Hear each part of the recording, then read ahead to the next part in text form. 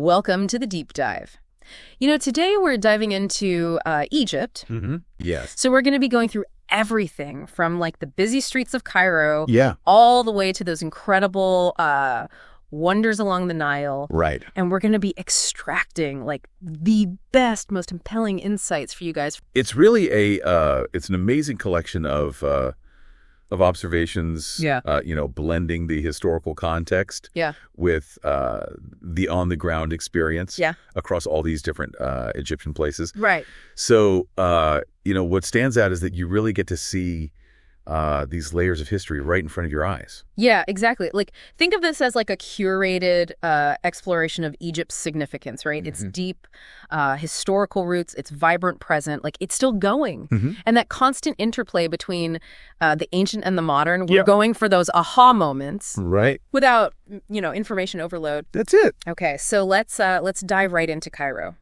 So Cairo really presents itself as a city of immense scale and energy, the largest in North Africa and the Middle East, a leading center in the Islamic world with around 20 million inhabitants. That's a lot of people. It is. Yeah.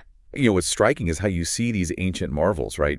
Within a contemporary and in some areas almost European feeling urban landscape. Oh, yeah, that contrast, right. It's palpable, right. Mm-hmm. Really focuses on Tahrir Square. Right. And it's not just a landmark, it's like a center of political energy. It is. Right. It's a place where recent demonstrations have really reflected the Egyptian spirit. That's right. That political dynamism is definitely part of Cairo's modern identity. Yeah. And then, And then we go into Islamic Cairo, into the Al Hussein Mosque. Yeah, this was beautiful. What's notable here is the sense of tranquility. Yeah. Right? Within such a bustling city. Yeah. And then the adjacent shrine, it's believed to hold a sacred relic, which really adds another layer of importance to this place. Yeah. And the observation about, separate worship spaces for men and women. Right.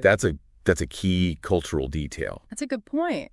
And, as the video reminds us, Cairo is called the City of 1,000 Minarets. Oh, it's true. So that really speaks to its deep Islamic heritage. Yeah, it does. And then, you get this really powerful contrast when we're taken to the Coptic quarter. Yes. And this was really eye-opening for me. Mm-hmm. The Coptic church predates Islam by 6 centuries. That's a long time. That's huge. It is. It's a profound connection to early Christian history. That's right. Right. Yeah. And the belief that the Holy Family found refuge there, and the arrival of the evangelist Mark in 43 AD, that just really underscores its significance, its historical significance. It does. Right. And then, one thing I noticed, and it's important to note, is the visual presence of heightened security in the Coptic quarter, but also throughout Egypt. Yeah. And I think, we connect this back to the bigger picture. It reflects some of the societal tensions and also the ongoing evolution, right, of Egyptian democracy, right, including, differing views on the role of religion in the state. Exactly. So, it's a reminder that this is not just about the past. Right. It's about the complexities of, present-day Egypt. That's right. And then, from these religious centers, the deep dive takes us into, the artistic heart of, ancient Egypt. And that is the Egyptian Museum in Cairo. Right. And this is presented as like the definitive collection of ancient Egyptian art. Yes. With a focus on funerary art from the age of the pharaohs. Yeah. Roughly 3,000 to 1,000 BC. That's right. So let's It's a long time. It's a long time, yeah. Yeah. Let's dive into this art. So what's really notable here is the purpose behind it. Yeah. It wasn't simply decorative.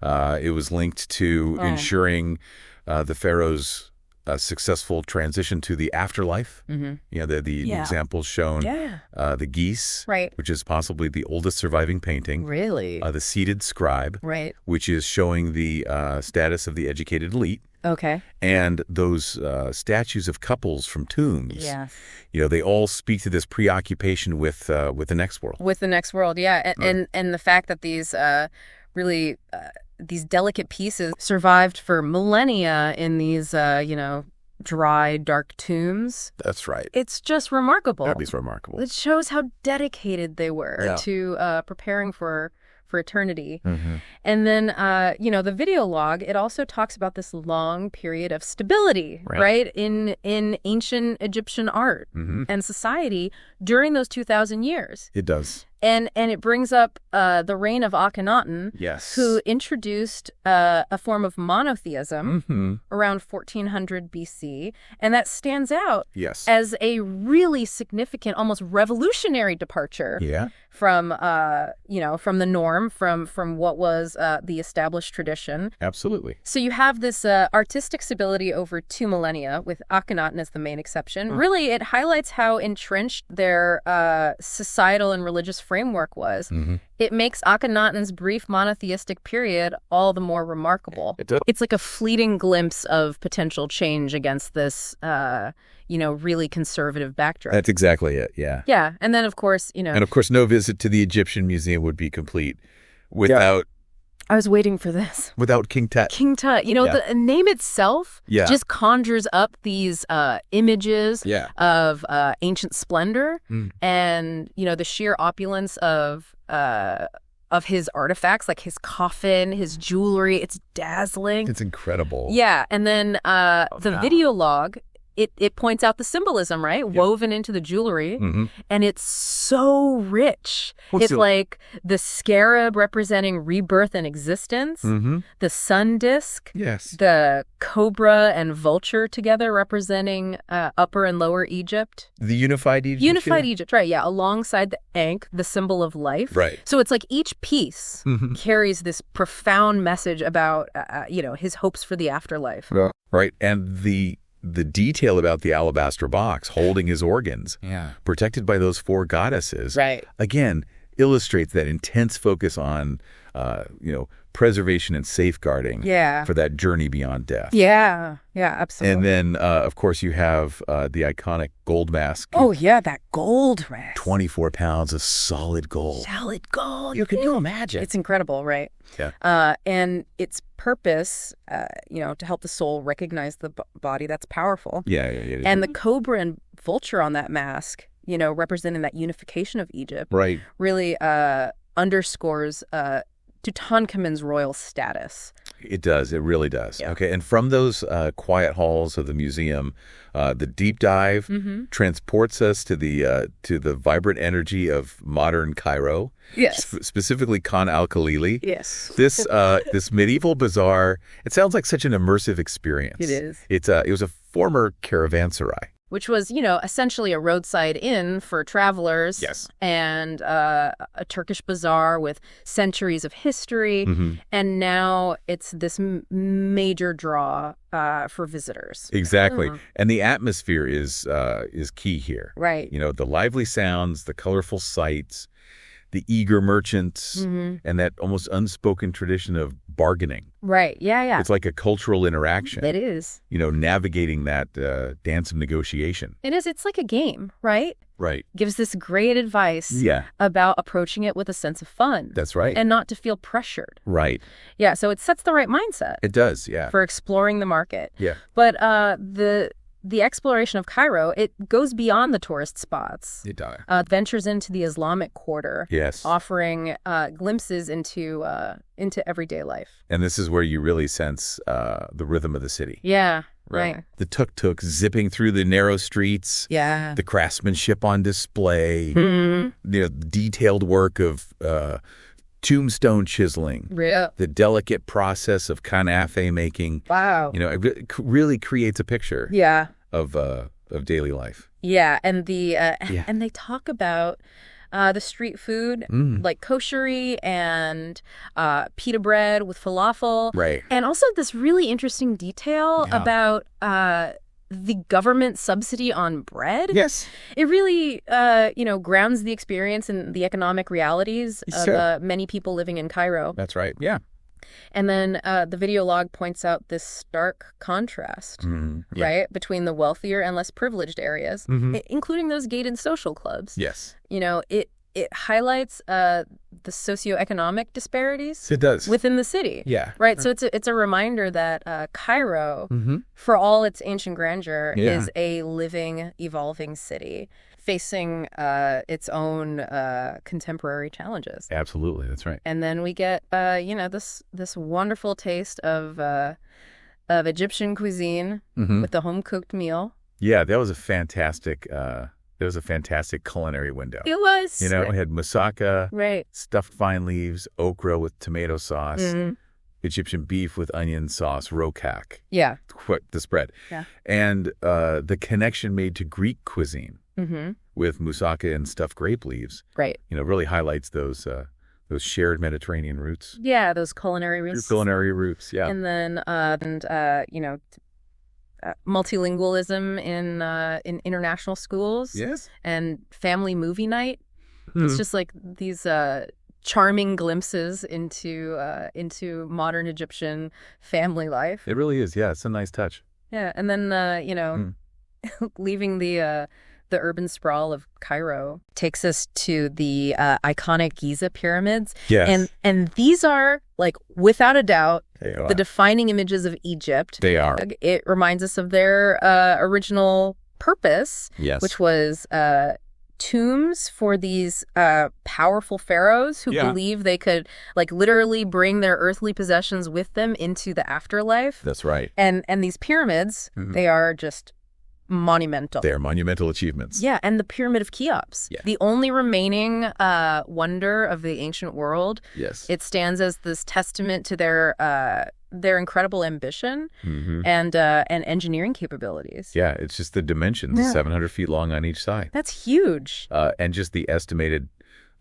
construction time and the labor force involved. It's mind-boggling. Staggering. Yeah, and then they talk about this original, smooth, shiny limestone casing, and it really helps you imagine, how they must appeared back then in their original splendor. Yeah, it really helps to visualize that. Yeah, and then the neighboring pyramids built for Cheops' son, grandson, wives, and daughters. Yeah, it just underscores the dynastic nature of these massive undertakings. Right. These weren't just, one-off projects. Right. These were multi-generational. Yeah. Yeah, and then they describe the internal corridors. Yes. Right, leading to the burial chamber, the stone sarcophagus. Yeah. And then this intriguing shaft. Yes. Which is believed to be for the soul's ascent. That's right. It's so meticulously planned and executed. It's incredible. It is. Yeah. And then,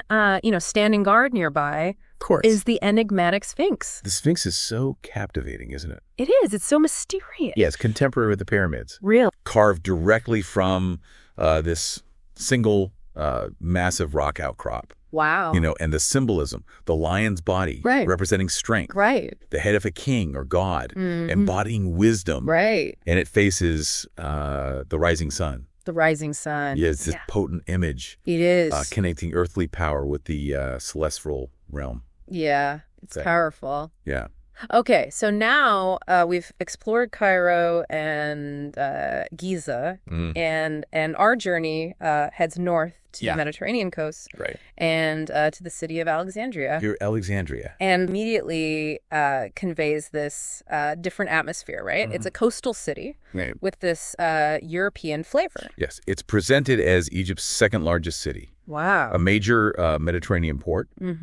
With a milder climate and a distinct European ambience, which is understandable given its history as Egypt's capital. Oh, wow. For almost 1,000 years. 1,000 years. Wow. The bustling harbor and that mix of conservative, modern, religious, and even hipster populations. Hipster. Okay. It creates this unique urban feel. It does.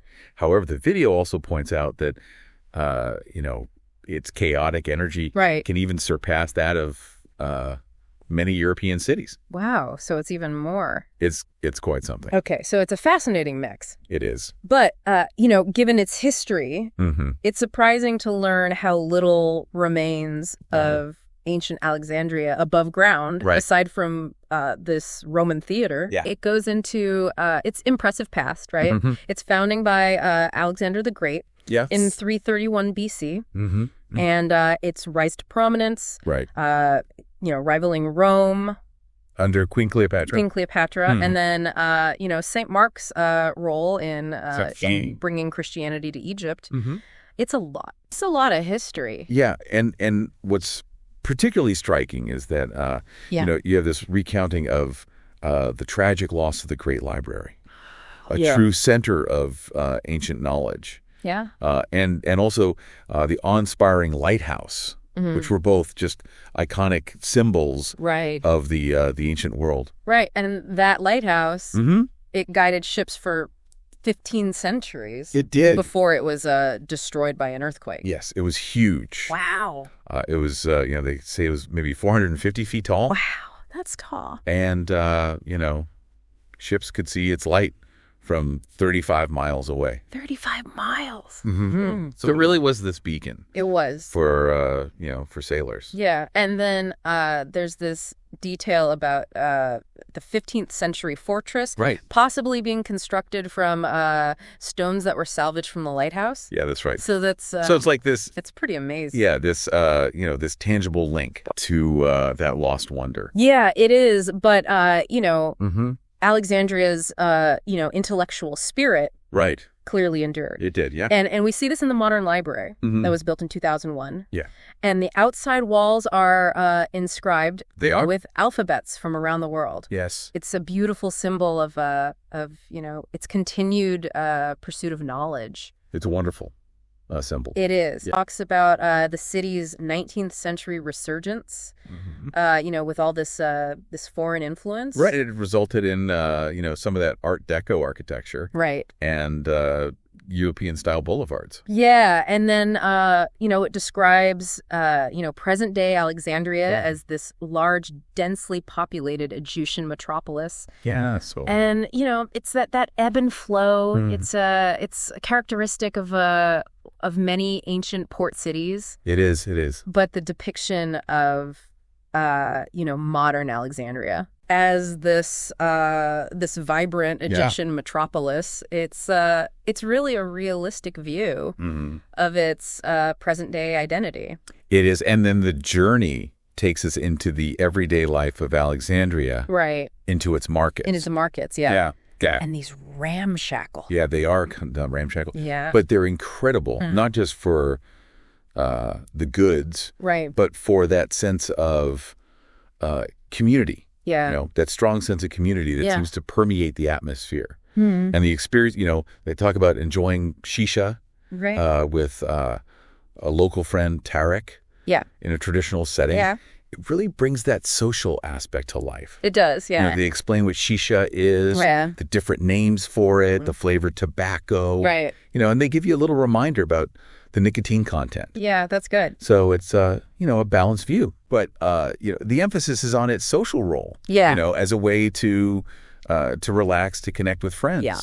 And that's key to understanding its cultural significance. Yeah. And then there's the local desserts. Yeah, and then there are the desserts. Like Sawab Zanab. Yes. And then all the market scenes. Yeah. Filled with fresh bread and poultry and olives. Yes. It's a sensory feast. It really is. Yeah, it really is. And then it culminates with a visit to a local fried restaurant. And I love this, that there is no menu. Right. You just choose from the fresh catch. It's like a classic Mediterranean dining experience. Yeah, right. And fried calamari and fried prawns and the dips like tahini. Right. And baba ganoush. Baba ganoush.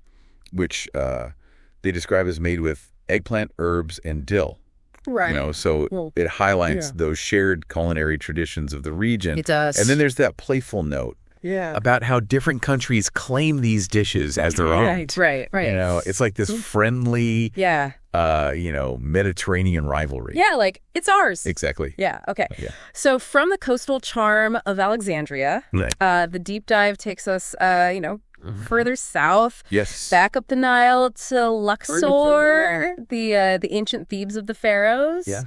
And this is where we really encounter the monumental scale of ancient Egyptian power. Yes. Luxor is presented as a city straddling the Nile. Right. The ancient capital, renowned for its tombs and temples. Yes. Primarily built between 1500 and 1000 BC. Right. Which largely corresponds to the New Kingdom, a time of immense power, prosperity, and extensive temple building. Right, which is why, Which is why we see the grandeur today. Yeah, exactly. And while Luxor is, a modern city of 500,000 people, it has this distinct tourist town feel. It does, yeah. Right, with the riverfront serving as a hub for hotels and shops and those magnificent ancient sites. Absolutely, highlights Luxor Temple. Emphasizing its dramatic appearance at twilight. Right. Beautifully illuminated. Yeah, it was. It's the towering front wall. Yeah.